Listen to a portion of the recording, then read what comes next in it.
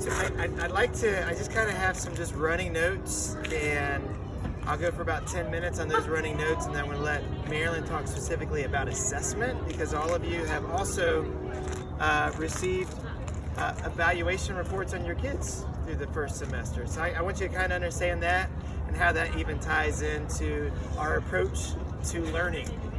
Good morning, welcome, glad you're here. So I'll say a couple words on culture. With students, we're doing different things this year to continue to increase student relationships. That's even across grades, and specifically I want to speak to elementary. It's hard with COVID and we try to keep classes isolated, but we have found sometimes where we've done different things outside. I loved our Thanksgiving meal, if you participated in that. We're already kind of talking about what that might look like next year. And the Christmas concert, and thank you for all the parents who worked so hard. It was really 2 big events in one day. I don't know if all the parents have realized this, but 2nd through 5th grade, every morning start with assembly. And we put some videos on the Facebook in the past, but it's a high energy, pump up way to start the day, reminding kids of why they're here, and reminding them of how to approach learning, what our end goals are for them. They've got this chant that we talked about in the parent chat in January, that they're becoming thinkers, leaders, and communicators, that they're going to go change the world with this. And there's a great energy behind it. It's a chance to remind them of the biblical character trait of the month. And so in January, we're talking through respect and going through that verse, and then Mrs. Lane would talk them through ways of what does that look like? How do we respect each other? Part of the culture too is just things like we continue to do chapels. I'll come back in a minute, kind of tell you what do chapels look like. And we started something this past week that we're going to continue doing. We did a super playground with elementary. We had 1st through 5th grade. Felicia, you were there. And maybe one of my all-time favorite moments at CBA, 2nd through 5th graders, we had a chance for 10 minutes to prepare them of what does this look like to be thinker, leader, communicators as we go do super playground. And so they're already out in the playground playing 100 different games. And then along Princeton on the sidewalk come all the 1st graders. And most of the 2nd through 5th graders stopped what they were doing. I'll put pictures up today on Facebook on this. And they ran to the chain link fence. So you see these pictures of kids on one side chain link fence with the 1st graders on the other side, and they're chanting 1st grade, 1st grade, 1st grade. And I saw countless times of kids grabbing other kids, whether they know them or not, come play tag, come play in the playground, come play soccer, come play football. I'm telling you, it might be my new all-time favorite CBA movie. 1st grade, 1st grade, 1st grade. And we also have some fun stuff coming up. PTO, if you're not involved, we'd love for you to be involved because there's a lot of things coming up. We're gonna have a parent, child, daddy, daughter, mother, son dance in March. So we got details coming out. Megan Cannon would love your help with that. We'd love to get grandparents involved. I think that's a great event for some grandparents to come help. We're gonna tell you more about, I want to let the cat out of the bag, the family fun. But we're gonna have it's like better. It's better than Color Run, and we're gonna do that in April. And the goal is for you to get as many family members and friends out to this. Like I want to see 1,000 people at Danny Jones. You figure out your color coordination with your family fun group, and I think it might be the best culture day CBA's ever had. Do we have a date for that? Yes, April 23rd. No, because it might be April 30th. We'll have that date this week. You said that, I was like, oh, okay. Yeah, it's either April 23rd, April 30th. So end of April. We will tie it into a fundraiser. So we'll give you more information on that. Besides culture, I want to kind of give an academic report card to you guys for a couple minutes. Not touch as much on the assessment because I'll turn that over to Marilyn. But everybody should have received progress reports by the end of this week. If you haven't, please reach out to us. Even with our 20-month-olds, I just got my Talitha Dues report card. And it's so helpful to be reminded of, by the end of this year, what are things she should be doing? From motor skills to social, emotional skills to cognitive, and to what are words she should be saying. Like, it's like a parent help. And it was just really helpful. And then to see how well the teachers know her, right? Like, they're saying she's proficient in this area, she's beginning in this area. I'm like, exactly right. Yeah. And to see what we see at home compared to what happens at school, all the way to our 4th and 5th graders. We're going to put on Facebook also today a really quick slide presentation based on what I'm presenting. And I put on there the 4th grade report card, because I want you to understand what does a standards-based approach look like. And Marilyn's going to come back in a minute and talk you through that. We also are finishing MAP testing for the 2nd time this year. We do it 3 times a year. They're pretty quick computer tests online, which allows it to be adaptive. So like if Marilyn and I are taking the test, she's going to get the first 3 right. So their 4th question is going to be more difficult. I might get the first 3 wrong. So my 4th question might be a little easier, because it's tailored to every child individually to see where their baseline is, and so where's their growth. So like for my 4th grader, this is the 11th time he's now taken the MAP test in English reading, math reading, and Spanish math and Spanish reading. And so I can see his chart. I see 11 data points, and then we can dig as much data as you could ever want. In fact, I have parents who say, can I get more data? And I enjoy those conversations. We can get as much data as you want on your child according to every national standard. So you can say, how is he doing compared to other 4th graders? Which is important, but it's even more important to me to say, how's he doing compared to himself, right? Is he growing in these areas? And which areas is he still struggling in? What's really interesting is, as you get this, and I cheated, I was able to see a couple of my kids' tests already, to triangulate that to the teacher's formative assessment on these report cards, and especially the teacher comments. And so it's just really helpful to say, like with my 1st grader, what do we need to be working on? Sight words. My 2nd grader, we need to work on punctuation marks, capitalize. The next one with a finger space. Teach them how to kind of proofread themselves. We're hearing like we need to start doing more writing. And that's extremely helpful. And so I won't steal your thunder, but the point is, we want to give information to parents that help you engage the learning process. You'll see how much work goes into it and understand why it's a twice a year progress, which even makes sense when really the goal's the end of the year reaching those standards anyways. My 1st grader was upset she got some 2s. I said, baby, that's the whole point. Like, you can't, if you had already reached 3s and 4s on the reading, then you're done with 1st grade and we still have several months left. And I think she got that. Also, just so you know, our approach and how we build out our curriculum, I keep saying we want to be a best practice school. And oh, by the way, we do it in another language, which I also think is best practice. So 1st and 2nd grade are very much learning to read years, but we still do that in a project-based learning approach. The reality though is, as they now know how to read, you can go way deeper because they can start owning a lot of that learning. And I even see that in the difference of how hands-on we are with my 1st grader with homework and how hands-off we are with our 4th grader with homework. Because he owns it. He owns it at this point. But with project-based learning, the pressure is on us to create really dynamic unit plans that could go 8-9 weeks. I think I gave the example last week of in 4th grade, the national science standards, NGSS standards, one of the things you have to cover is the solar system. Well, we're not going to just do, write down the 8 planets, make a planetarium, and you got a test on Friday. It's 8 weeks of how do you safely land somebody on Mars. And they're learning everything else, right? And then they do an egg drop where they created their own rover to safely drop the egg, and when they break, they have to go back to the lab, redo it. But the next step, which I didn't say in the last parent chat, is Now they're doing a 5-paragraph essay, which is a self-evaluation on that process.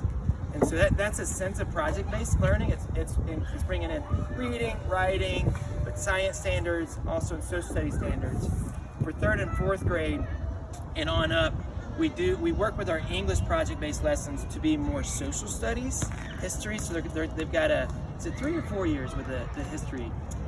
It's 4 years with a curious historian. We went through bukus of different history books. We felt like this was the most engaging spine text to back up what we're going through as we're going through world history. So like the 4th and 5th graders did a terrarium modeled after the Mesopotamian river civilization, as they're learning about civilization and why it's based on rivers and the vegetation around it.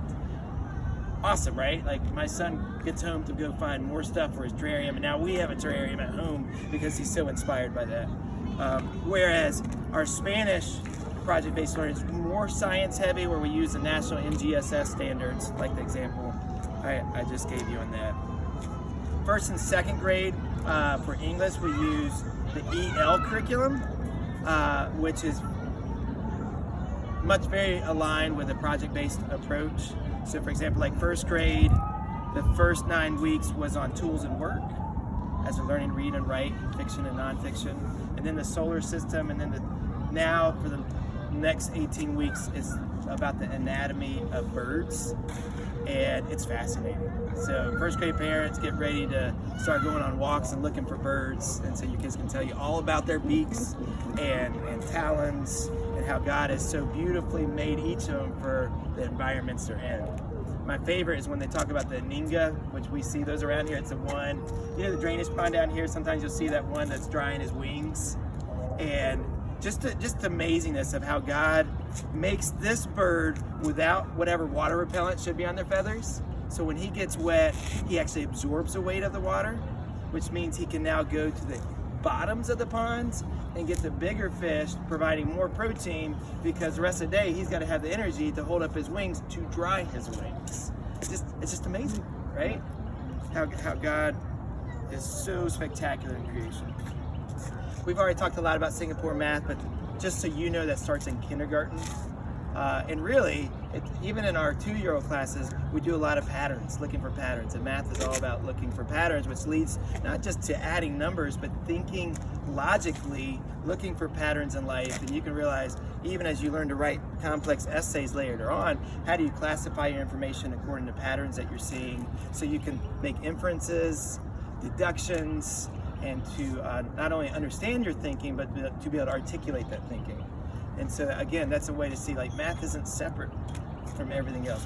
We want to create critical thinkers that can make deductive and inferential thoughts and create new thoughts out of that. So one of our graduate end goals as an 8th grader is that students can organize information, they can classify it, they can break it down, that's called analysis. They can then start building new thoughts, that's called synthesis, and new patterns. And then finally, we call creative thought, to go innovate, make new things out of those thoughts, and do that in a collaborative setting. I'll quickly just touch on this, chapels. We do 2 chapels with elementary. We took a little break with the COVID spike with preschool, but starting next week, we're back into preschool chapels. And Wednesdays, we're always going alongside that Bible curriculum we use. It's called the Gospel Project, where it's 3 years of Bible story after Bible story after Bible story after Bible story, always saying, there's God. We don't have to guess who God is. He's made himself known to us. And so what we do in chapel is Lenny, Coach B, and I will often do a skit of like a modern day like parable, and then we tie it back into that Bible reading they've been doing in class. And then on Fridays, we're doing, it's called Foundations Worldview, where we're teaching kids how to think logically about what is truth, what is falsehood, and what is opinion, which is another one of our 8th grade goals, our graduate goals, because we're in a world right now, one, they say the United States is a post-truth society.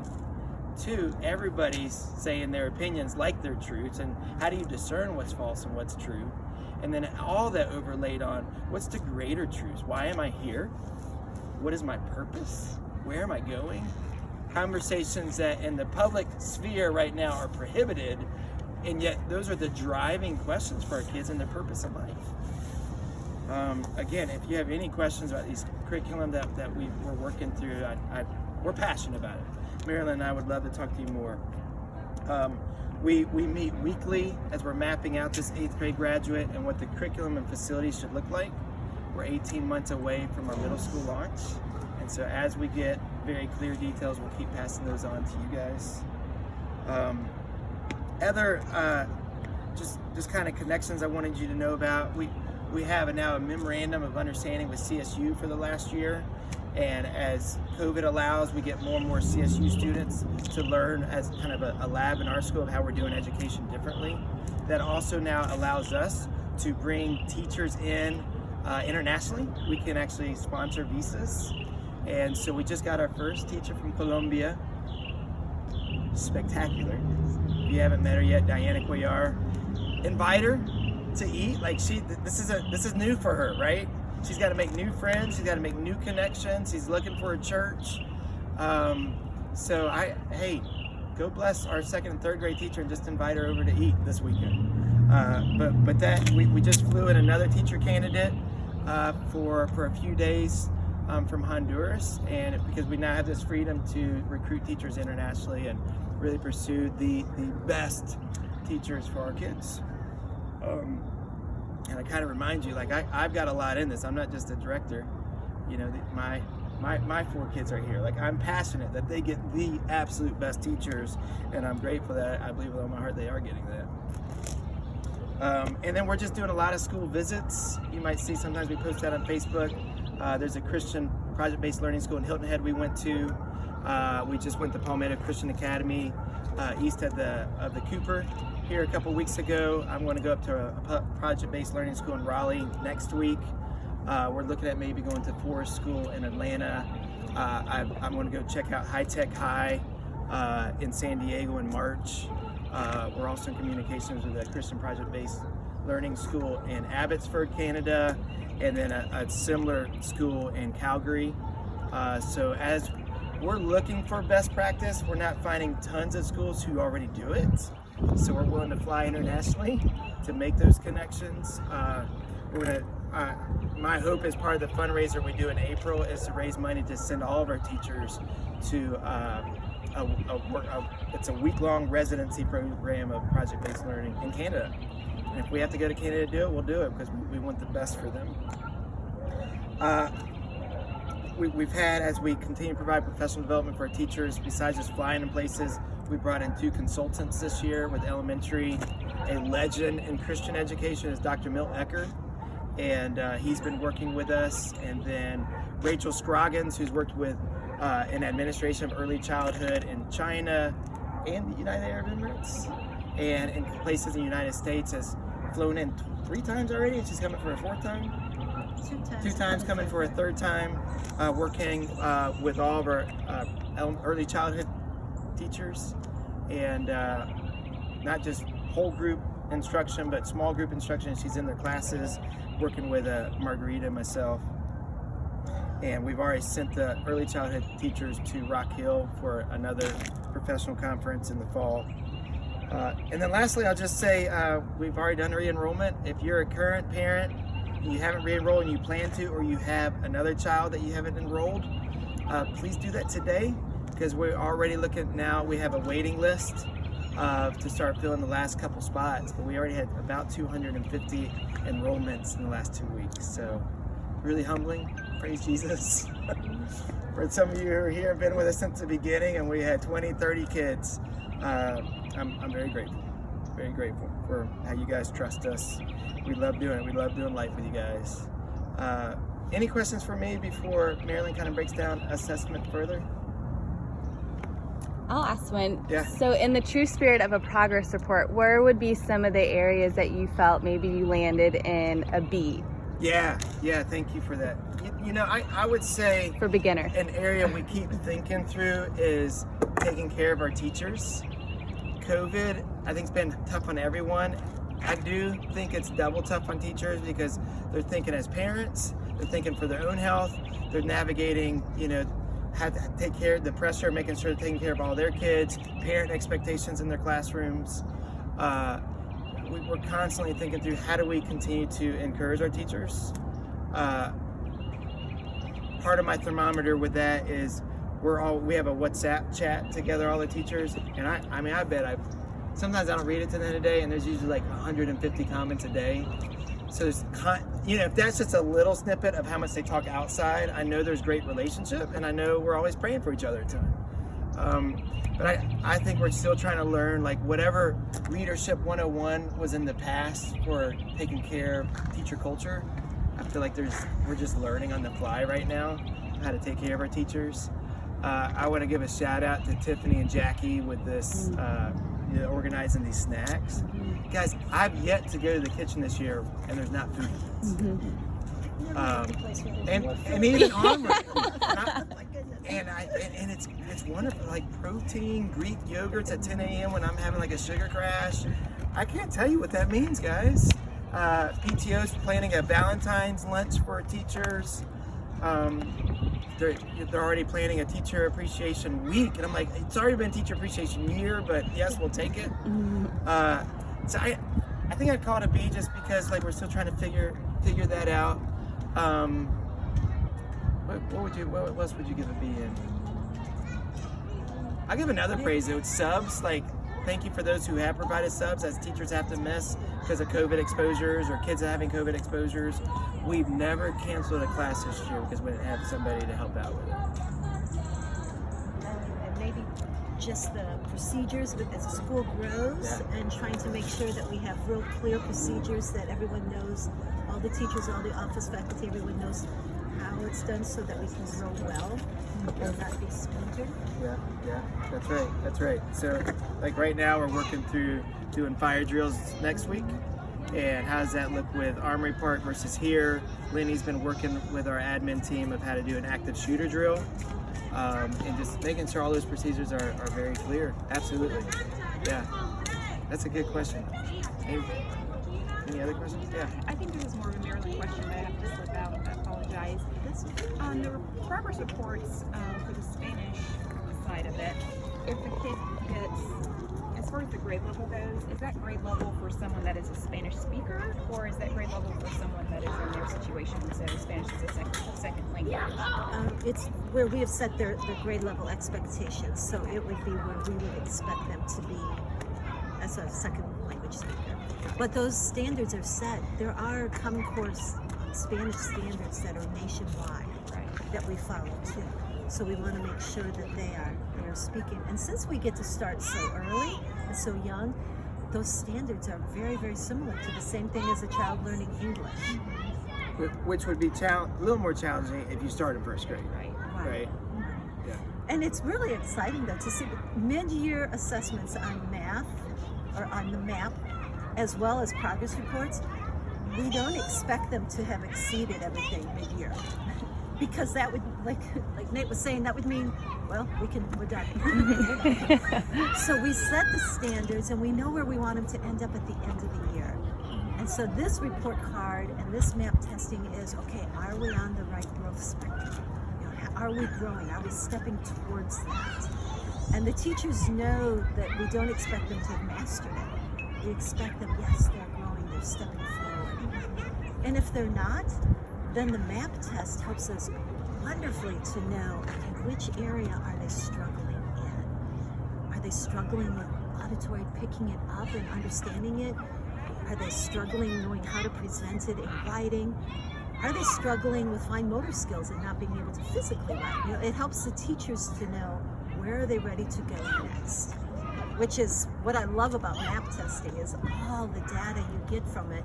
It tells where they're at, what they're ready for next, and what, hey, they know this. Don't spend all your time on this if they know it. Let's move on and go to the next piece. And then the teachers take that data and divide the kids up into the smaller groups so they can address individual needs too. I want to switch reads so you're not in the sun. I did think of I want to give them a C for one thing. Class dojo for elementary. It is kind of one of those things, do we do a quick fix just because if somebody posts something and it gets drowned out by 9 other posts, it's horrible. She knew that at the beginning of the year and I was like, but we're trained on it, let's just do it for this year. We will not continue dojo as soon as we have a long-term next option. So I give us a C for that, and I apologize. And when you say that, do you mean not for elementary or not for the whole Not for elementary. I'm sorry. I think it works fine for preschool because it's just one teacher. What happens is when you have a math teacher, Spanish teacher, and English teacher all posting, you're losing stuff for the elementary. It's great. It's great for preschool. It's great for pictures. Yeah, it's not, maybe not for communication, is my feeling. For Yeah. pictures, it's great, but Pictures. communicating. Thank you. Okay, it's not. good. A for pictures, C for communicating. For like must need to know info, it's like sometimes you'll get the notification, sometimes you don't. You'll go and you're like, oh, I missed that. I don't know what I the. don't like getting notifications for everything. It's just like, Yeah. I'm trying to not to be on my phone so much. Because so. you get every picture, you get a notification. Well, I don't get notifications for any apps besides Yeah. phone calls, Yeah. and that's just my personal preference Sure. for not being on the. But it's hard because I would want a notification for like, here's what to bring to this party. And after all this, I want a notification for, here's a few pictures. Because I'll go look at them Yeah. every time, but they're all the same. Yeah, and I don't know if they let you They differentiate. don't. Yeah. So like, I kind of get that. Yeah. Like maybe like an email or. I know. We're just trying to have one place to communicate everything. Yeah.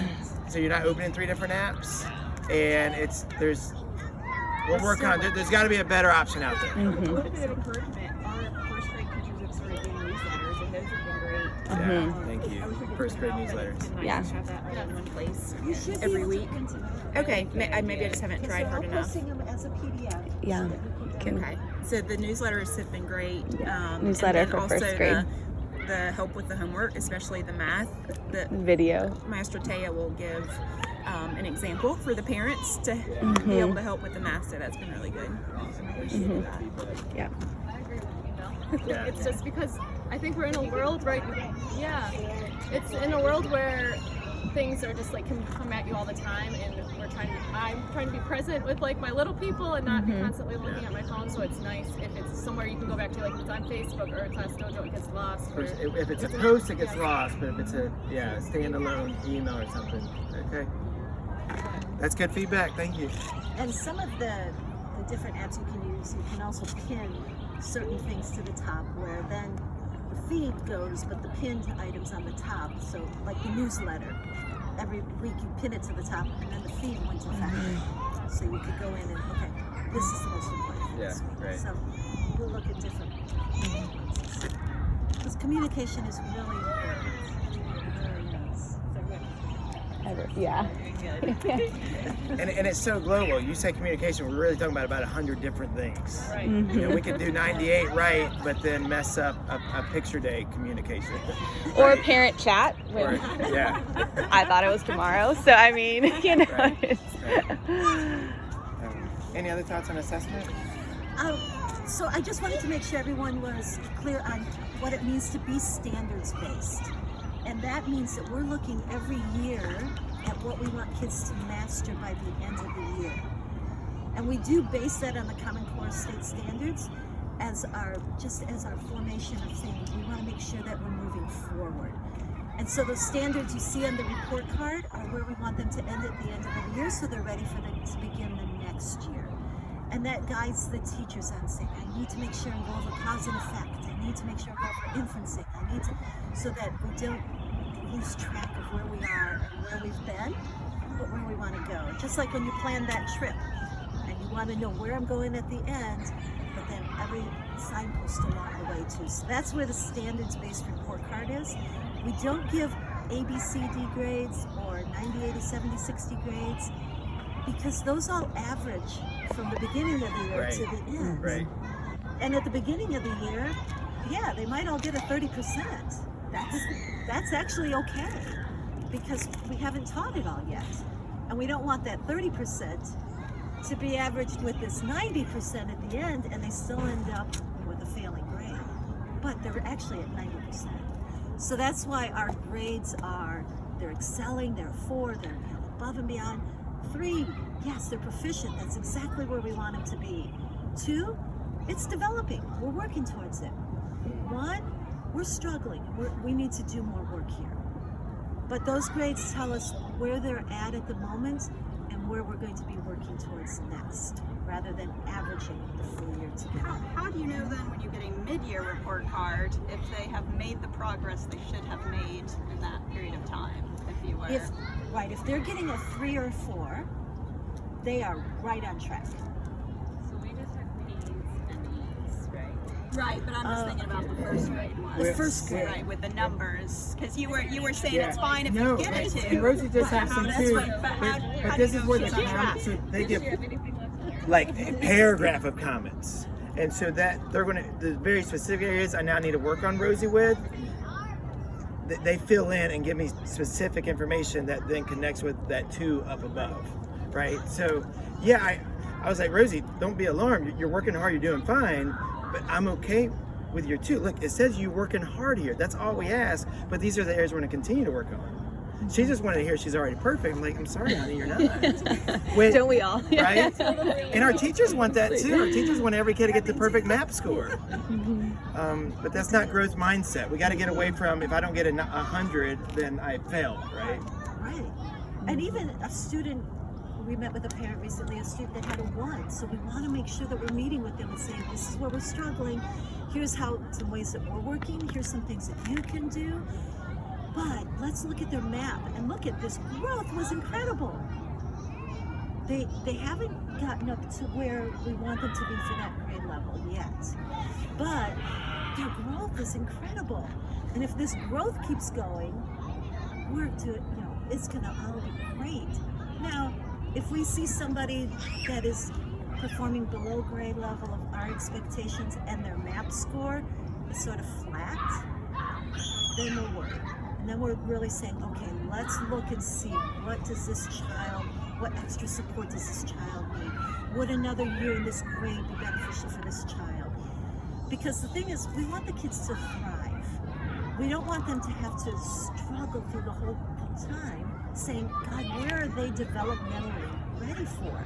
And how can we meet that? How can we feed that? How can we help them thrive? And that's different things for different kids. So yeah, 3 and 4 in first grade means they are right on target. 2 is, okay, honey, let's talk and let's look really closely at where we're growing. 1 is, I need to sit down with the teacher and help me understand where are they struggling, how can I help at home, what are we doing in the classroom, what's going to help my child thrive. Does that help? The MAP test, as Nate has said, provides so much data for us. And the reports that